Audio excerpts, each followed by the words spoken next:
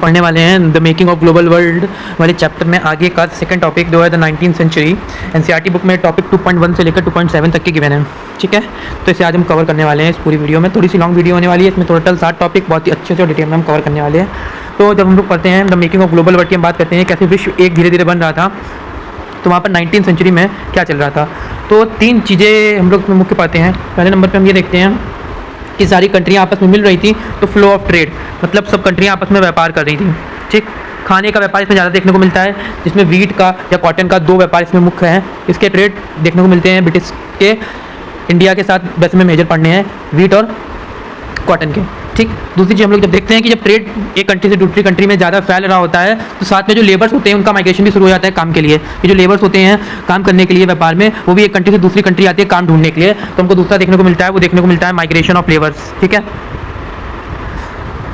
और इसमें तीसरी चीज़ें देखने को मिलती है कि जो बड़ी बड़ी कंट्रियाँ जैसे ब्रिटेन जैसी कंट्री, मेन ब्रिटेन है जो कॉलोनाइज पावर है, वो क्या करती है कि इन्वेस्टमेंट करती है। मतलब कि हमें देखने को मिलता है फ्लो ऑफ इन्वेस्टमेंट, जो छोटे छोटे देशों में क्या करती है इन्वेस्टमेंट करती है ट्रेड के नाम पर, और कहीं ना कहीं उनके पॉलिटिकल और सोशल में भी एंट्री कर लेती है, जिससे कि क्या उस कंट्री को कॉलोनाइज कर लेती है, मतलब अपने कब्जे में ले लेती है, ठीक। तो तीसरे में हम लोग को दिखता है फ्लो ऑफ कैपिटल। तो ये 3 चीज़ें मेन हैं, इसी के स्तंभ इसको मान सकते हैं। इसी के अकॉर्डिंग हम पूरे 7 टॉपिक्स को कवर करेंगे, ठीक। तो स्टार्ट करते हैं पहले इसमें। सबसे पहले हम देखते हैं 2.1 टॉपिक है, ठीक, जो है the world economic take place, ठीक। कहीं ना कहीं विश्व की जो इकोनॉमी थी वो 19वीं शताब्दी में बदलती हुई दिखाई दे रही थी।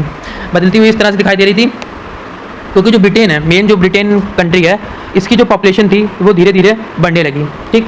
जैसे जैसे ब्रिटेन की पॉपुलेशन बढ़ रही थी, तो हम ये देख रहे थे कि ब्रिटेन में इंडस्ट्रियल डेवलपमेंट देख रहे थे, इंडस्ट्रियलाइजेशन होता जा रहा था। बट इंडस्ट्रियलाइजेशन होता जा रहा था तो कहीं ना कहीं जो फूडिंग थी, जो उनका खाने थी, उसमें कमी आ रही थी। तो पॉपुलेशन बढ़ने के साथ पॉपुलेशन उनकी बढ़ रही थी, तो जो उनकी ग्रेन्स खाने की चीज़ें थी उनमें कहीं ना कहीं कमी आ रही थी। तो उस समय क्या, उस टाइम में ब्रिटेन को जो खाना था, जो अनाज था, वो दूसरी कंट्रियों से लेना पड़ रहा था, ठीक। डिमांड बढ़ रही थी फूड की, क्या population growth in Britain increase the food demand. जो ब्रिटेन की पॉपुलेशन बढ़ रही थी उससे क्या हो रहा था कि जो फूड की डिमांड थी वो भी बढ़ रही थी, तो अपनी कंट्री की वजह उन्हें क्या दूसरी कंट्री से खाना लेना पड़ रहा था। इसी पेशेंट में जो बड़े लैंडलॉर्ड्स थे उन्होंने कहा कि कॉर्न लॉ लगाएं। कॉर्न लॉ क्या था, इसमें यह था कि जो ब्रिटिश गवर्नमेंट थी वो बाहर से कॉर्न के इंपोर्ट को रोक देगी, ठीक। तो जब बाहर से कॉर्न के इंपोर्ट को रोक दिया गया तो घर में इतना वो चीज़ खाने की चीज़ें बन नहीं पा रही थी, जिससे क्या हुआ जो प्राइजेस से वो बढ़ने लगे। तो प्राइजेस बढ़ने लगे जिससे छोटे वर्कर्स को क्या दिक्कत होने लगी। तो उन्होंने क्या करा, गवर्नमेंट पे प्रेशर डाला और क्या करा, इस कॉर्न लॉ को बंद करने की मांग की। तो इंडस्ट्रियलाइजेशन ने क्या किया, इंडस्ट्रियलिस्ट जो थे, जो छोटे इंडस्ट्री चला रहे थे,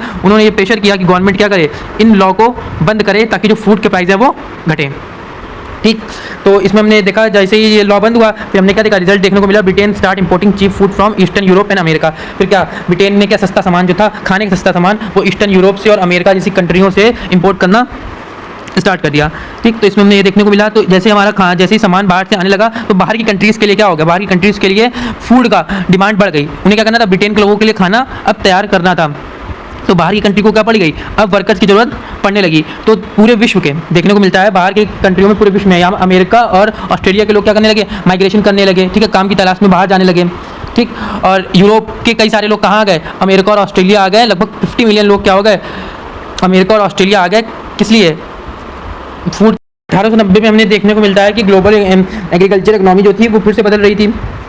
जैसे कि हमने बताया खाना का जो सारा सामान था ब्रिटेन में बाहरी कंट्रियों से आने लगा, तो साथ में क्या सस्ते में जो लेबर्स थे, सस्ते लेबर्स भी क्या ब्रिटेन में आने लगे, साउथर्न यूरोप से, एशिया से, अफ्रीका से और कैरिबियन से। और जो ये हमें फूड का समाज चीज़ देखने को मिलती है, उसका सेक्शन हमें इंडिया में भी देखने को मिलता है। पंजाब वाले रीजन में, पंजाब वाले रीजन से वीट क्या चाहिए होता है ब्रिटेन को, वीट चाहिए होता है, गेहूँ चाहिए होता है। तो वहाँ पर वो कैनल सिस्टम बनाते हैं, अच्छी अच्छी कैनल इरीगेशन के लिए ब्रिटिश गवर्नमेंट वहाँ पर बनाती है, ताकि जो पंजाब के लोग हैं वहाँ से क्या वीट को का उत्पाद कर सकें और कहाँ पर भेज सकें, ब्रिटेन में भेज सकें। तो ये हमको देखने को मिलता है कहाँ पर, पंजाब में देखने को मिलता है। इसके साथ साथ हमको खाली केवल खाने की चीज़ें नहीं, बल्कि साथ में हमें रबड़ का भी देखने को मिलता है कि 1820 से लेकर 1914 तक रबड़ का भी व्यापार कहाँ, पंजाब से होता है। और जो 25 गुना था वो 25 से 40 गुना तक बढ़ जाता है वो व्यापार ब्रिटेन के लिए, ठीक। तो ये चीज़ हमने देखते हैं।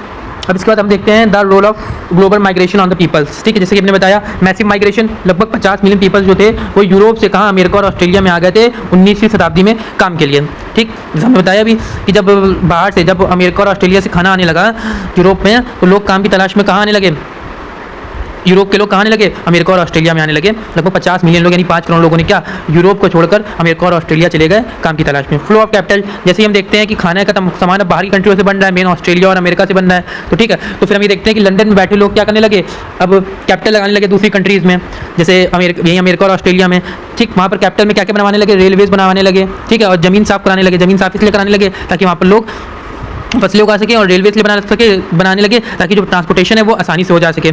ठीक, इसका हम लोग ग्लोबल एग्रीकल्चर देखने को मिलते हैं। भाई 1890 में global agriculture economical has ML food no longer claim from nearby village but from the thousands of mile away. वही चीज़ देखने को मिली है 1890 में। हमने जैसे पीछे पुरानी चीज़ों को देखा कि क्या अब जो पास शहरी, जो ब्रिटेन में शहरी लोग हैं, उनके लिए खाना क्या पास गाँव से नहीं आता बल्कि क्या 1000 मील्स, हजारों मील्स दूर से आने लगा। ठीक, तो 2.1 का जो आपका टॉपिक था वो क्लियर हो चुका है। अब दूसरा हम इसमें देखेंगे द रोल ऑफ टेक्नोलॉजी का। ठीक, क्या टेक्नोलॉजी का रोल रहा, तो railway, steamships and telegraphs were essential for connecting distant market and speeding up the trade. देखिए जब व्यापार हो रहा है, ठीक, तो वहाँ पर व्यापार इतनी दूर दूर से चीज़ें आ रही हैं, मार्केट्स आपस में जुड़ रहे हैं, ठीक, तो उसके लिए ट्रांसपोर्टेशन की जरूरत भी है। अब जैसे अमेरिका से सामान आ रहा है या ऑस्ट्रेलिया से सामान आ रहा है, ठीक है, तो उसके लिए ट्रांसपोर्टेशन की जरूरत है। तो स्टीम शिप्स मतलब कि टेक्नोलॉजी में क्या देखने को मिले, हमें जहाज देखने को मिले, जहाज के थ्रू ट्रांसपोर्टेशन होने लगा, और जो पास का ट्रांसपोर्टेशन है वो रेलवेज के थ्रू होने लगा। ठीक, बाकी बातचीत करने के लिए टेलीग्राफ के इन्वेंशन देखने को मिला।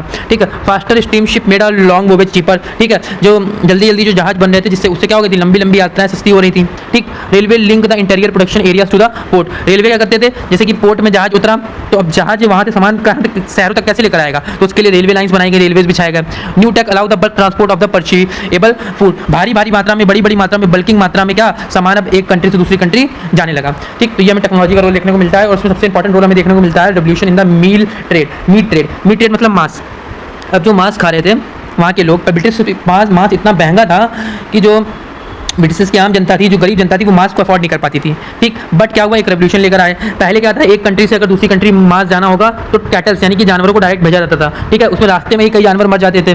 ठीक, या कुछ बीमारियां वगैरह आ जाती थी, तो इसमें बहुत एक्सपेंसिव होते थे, बहुत खर्चा आता था। तो तभी क्या चले, रेफ्रिजरेटेड शिप चले। जल्दी क्या, लाइविंग एनिमल्स वर शिप। पहले क्या, जिंदा एनिमल्स को शिप कराया जाता था, वही बात की है, विच वॉज एक्सपेंसिव, जो महंगे थे और मर भी जाते थे। तो रेफ्रिजरेटर आ गया। जब रेफ्रिजरेटर आ गया तो अलाउ फ्रोजन मीट ट्रांसपोर्ट। तो क्या होने लगा, जानवरों के बजाय सीधे सीधे क्या मांस का ट्रांसपोर्टेशन होने लगा। ठीक है, फ्रिज में रख देते थे, बड़े बड़े टैंक, बड़े बड़े शिप्स में फ्रिज होते थे, फ्रिजेस में मतलब कि रेफ्रिजरेटर होते थे, वहाँ पर सीधे क्या मांस का एक देश से दूसरे देश तक पहुँचने लगा। इससे क्या हुआ, लोअर प्राइस, जो दाम थे वो क्या मांस के गिर गए। शिपिंग कॉस्ट क्या हो गई, गिर गई, मतलब कम हो गई। मेकिंग मीट टिपर, जिससे क्या हो गई, जो मांस था वो सस्ता हो गया, और जो पूरा जो गरीब जनता थी ब्रिटेन की वो भी मांस को अफोर्ड करने लगी। ठीक, तो 2.2 देखने को मिला कि क्या रोल था टेक्नोलॉजी का। इसके बाद हम देखते हैं dark side of the trade. जहाँ पर ट्रेड अच्छी थी वहीं ट्रेड का एक बुरा असर भी देखने को मिला। वो किस कंट्री में मुझे देखने को मिला सबसे ज़्यादा, वो हमें अफ्रीका में देखने को मिला। इस तरह से अफ्रीका धीरे धीरे कॉलोनाइज्ड हो गया यूरोपियंस पावर के अंदर। Expansion of a trade was not allow positive. जो इतना ट्रेड फैल रहा था पूरे विश्व में वो केवल पॉजिटिव नहीं था। It led a loss of freedom and livelihood in many part of the world. Many part अगर बात करें, अफ्रीका के लोगों की जो आज़ादी थी, ठीक है, और जो उनके रहने की आज़ादी थी वो छीन ली गई। कैसे छीन ली गई देखते हैं। तो इसको हम लोग नेक्स्ट टर्म में कवर करेंगे कि कैसे छीन ली गई। पहले हम ये देखते हैं, बर्लिन कॉन्फ्रेंस एक हुई थी 1885 में। The big European power meet in Berlin. बड़ी बड़ी यूरोपियन पावर बर्लिन में मिली और उन्होंने अफ्रीका के मैप को ऐसे बांट लिया कि आधा आधा हिस्सा, जैसे कि ये हिस्सा आप देख रहे हैं फ्रांस के अंदर चला गया, ये हिस्सा स्पेन को मिल गया, ये हिस्सा इटली को मिल गया, ये हिस्सा ब्रिटेन ने अपने कब्जे में ले लिया, ये हिस्सा बेल्जियम को मिल गया, ये हिस्सा पोर्टुगल को मिल गया, ये हिस्सा जर्मनी को मिल गया। और इतना ही नहीं, कुछ ऐसी छोटे छोटे एरिया थे जहाँ पर पहले स्पेन ने कब्जा कर रखा था, अब उन एरिया पर यूएस ने कब्जा कर लिया। मतलब कहीं ना कहीं छोटा सा हिस्सा में कॉलोनाइजेशन का यूएस यानी कि अमेरिका में भी देखने को मिलता है इसमें। ठीक, इसके बाद हमने देखी कैसे ये अफ्रीका कब्जे में हुआ। अभी पूरा अफ्रीका जो हमने देखा यूरोपियन से कब्जे में हो गया, तो कैसे ये कब्जे में हुआ ये देखते हैं। तो ये हम देखते हैं रिंडरपेस्ट कैटल प्लेग। एक कैटल प्लेग फैल गया था रिंडरपेस्ट नाम का।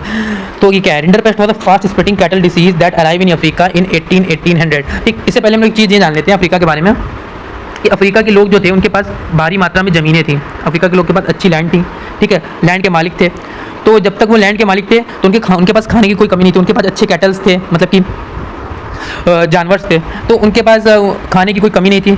तो यूरोपियन जब अफ्रीका में आए तो उन्होंने देखा कितनी भारी भारी ज़मीन है, यहाँ पर खेती की जा सकती है, यहाँ पर माइनिंग की जा सकती है। तो उन्होंने सोचा कि यहाँ पर खेती के लिए हम लोग आए और माइनिंग करेंगे, तो उसके लिए उनको लेबर्स की ज़रूरत थी। बट अफ्रीकन्स जो लोकल्स थे उनके पास खुद की इतनी ज़मीन थी कि उनको लेबरी करने की जरूरत ही नहीं थी। ठीक, तो कोई लेबरिंग, उनको सस्ते लेबर मिलते नहीं थे। तो तभी यूरोपियंस ने एक दिमाग लगाया, हैवी टैक्सेस, हैवी टैक्सेस, भारी भारी टैक्सेस लगाया किसके ऊपर, अफ्रीकन्स के ऊपर। और अफ्रीकन्स को टैक्सेस भरने के लिए क्या करना पड़ा, मजबूरी में काम करना पड़ा। तो धीरे धीरे हमें यहाँ पर हल्का सा कॉलोनाइजेशन में देखने को मिला, जब जो अफ्रीका की जनता थी वो क्या करने लगी, ब्रिटिश के अंदर काम करने लगी मजदूर बनकर। लेकिन उसके बाद सबसे बड़ा इंपैक्ट किससे देखने को मिला, कैसे अफ्रीका बर्बाद हो गया, रिंडरपेस्ट कैटल प्लेग। ये क्या था, इट इटालियन कैटल्स द्वारा जो इटालियंस लोग थे यहाँ पर एक बीमारी लेकर आ गए जो तेजी से पूरे अफ्रीका के जानवरों में फैल गई। तो rinderpest was the fast spreading cattle disease that arrive in 1880।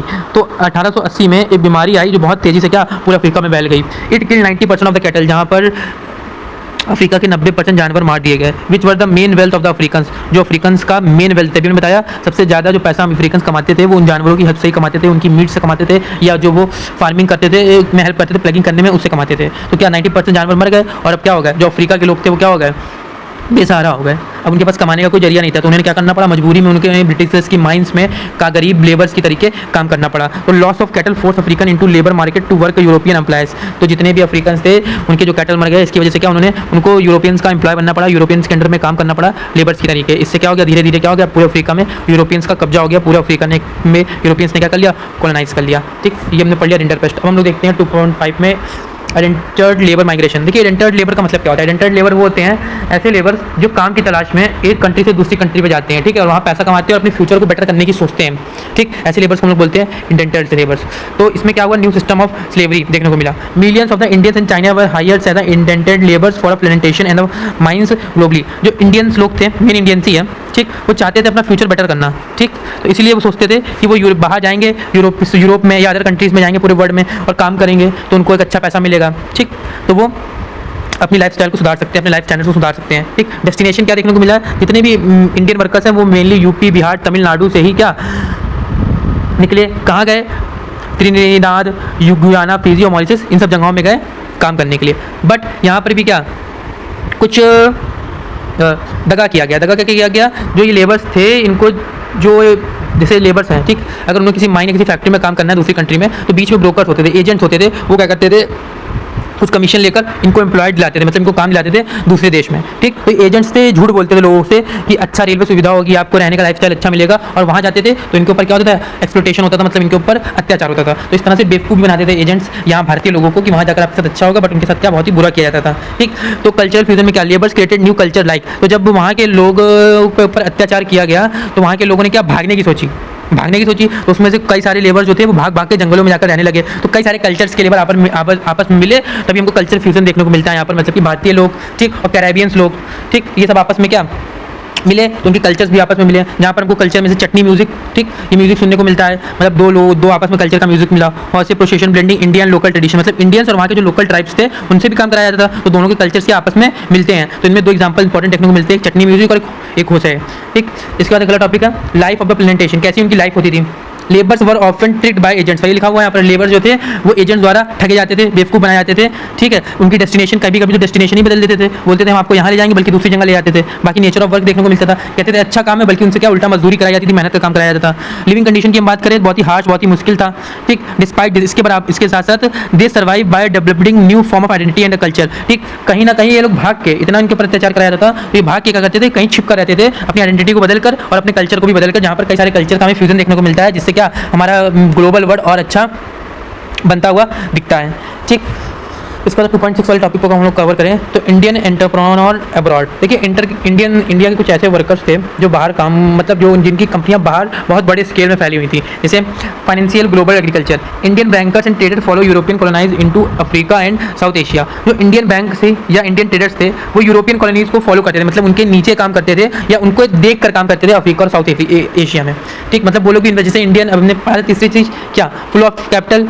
ये जो ब्रिटिशर्स थे वो हर जगह उनकी कॉलोनीज में, अपनी कॉलोनीज में क्या कैपिटल इन्वेस्ट करते थे, तो वो काम इंडियन बैंकर्स या इंडियन ट्रेडर्स भी करना चाहते थे। तो इसमें दो ट्रेडर हमें बहुत ही बड़े देखने को मिलते हैं। एक देखने को मिलते हैं शिकारीपुर के shroffs, they financial export agriculture in central and south Asia using their fund and European loans. देखिए ये क्या, यूरोपियन लोन्स के द्वारा और अपने पैसे से इन्होंने क्या कई बड़ी बड़ी संस्थाएं साउथ एशिया और सेंट्रल एशिया में पोर्ट के किनारे बना रखी थी अपना व्यापार करने के लिए।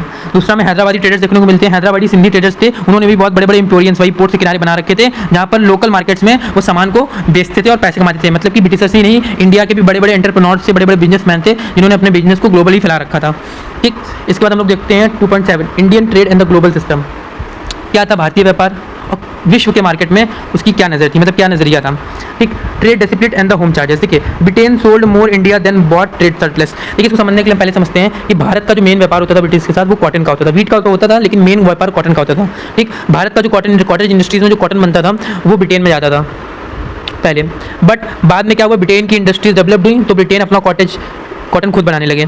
तो कॉटन बनाने लगे तो उन्होंने क्या करा, जो भारत से जो माल आ रहा था, मतलब अपने कॉटन को प्रमोट करने के लिए भारत से जो कॉटन का माल आ रहा था उस पर भारी टैरिफ लगाने लगे, ठीक है, और इंपोर्ट को कहीं ना कहीं रोक दिया और भारी टैरिफ लगाने लगे, जिससे क्या हुआ कि जो भारत का कॉटन था वो बाहर नहीं जा पाता था, मतलब ब्रिटेन नहीं जा पाता था। जिससे क्या हुआ था, भारत में जो कॉटन इंडस्ट्रीज थी उनको क्या बहुत ही भारी नुकसान देखने को मिला, ठीक। और इतना ही नहीं, बल्कि जो ब्रिटेन कॉटन बनाता था वो भारत में लाकर बेचते थे, तो भारत के लोगों के लिए क्या वो रिलैक्स था, मतलब कि सस्ता पड़ता था और एक अच्छी डिज़ाइन बनाते थे, तो भारत के लोग उसे भी खरीदने लगे, ब्रिटेन के माल को, और अपने माल को थोड़ा कम खरीदने लगे। जिससे क्या हुआ, इंडियन जो कॉटन इंडस्ट्रीज थी वो धीरे धीरे बर्बाद होने लगी, ठीक।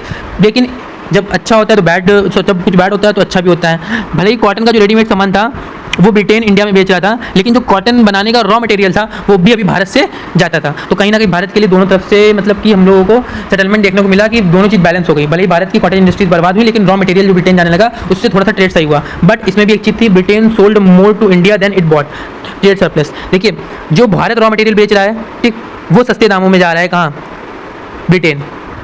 लेकिन जो ब्रिटेन बना हुआ माल, बने हुए कपड़े इंडिया में बेच रहा है, उसकी कीमतें बहुत ज़्यादा थी, जिससे क्या देखने को मिला, भारत को नुकसान देखने को मिला। Britain use their surplus to balance their trade deficit with other country. तब ब्रिटेन को इतना पैसा भारत से मिलता था तो ब्रिटेन क्या करता था, जो दूसरी कंट्री के साथ घाटे में है उसमें वो पैसा लगा देता था और अपने ट्रेड को क्या करता था, बैलेंस करता था, ठीक। तो भारत क्या ब्रिटेन से बहुत पैसा ब्रिटेन क्या भारत से बहुत पैसा कमा रहा था। तो जो पैसा वो इंडिया से निकाल रहा था, इंडिया का मनी था, उससे क्या कर रहा था, बाहर के कर्जों को भर रहा था और साथ में होम चार्जेस लगा रखे थे, जैसे India money was use to pay britisher official pensions and war डेप्ट, ठीक। तो भारत का जो पैसा था उसका इस्तेमाल क्या करते थे वो लोग, जो ब्रिटिशर्स के बड़े बड़े ऑफिशियल्स भारत में नियुक्त किए गए थे उनकी सैलरी को भरने के लिए, और जो वॉर में जो कर्जा ले रखा था ब्रिटिशर्स ने उसको भरने के लिए वो पैसों का इस्तेमाल करते थे, ठीक। और साथ में ही ओपियम ट्रेड, भारत से ओपियम यानी कि जो अफीम थी भारत से, वो बनकर कहाँ जाती थी, वो बनकर जाती थी चाइना में, ठीक। तो किसके थ्रू जाती थी, ब्रिटेन के थ्रू। तो वो चाइना के साथ व्यापार करते थे। ओपियम, इंडिया का ओपियम किसको देते थे, चाइना को, और बदले में चाइना से क्या लेते थे, टी लेते थे, यानी कि चाय लेते थे। उससे भी क्या ब्रिटिशर्स के पास पैसा आता था, ठीक। तो ये हमने पढ़ लिया क्या, Indian trade and global system. तो सारे टॉपिक्स हमने अच्छे से कवर कर लिए। कुछ जो चीज़ आपको नहीं समझ में आई हो आप कमेंट में डाउट पूछ सकते हैं। Thank you for watching. Next video के लिए चैनल को सब्सक्राइब करें।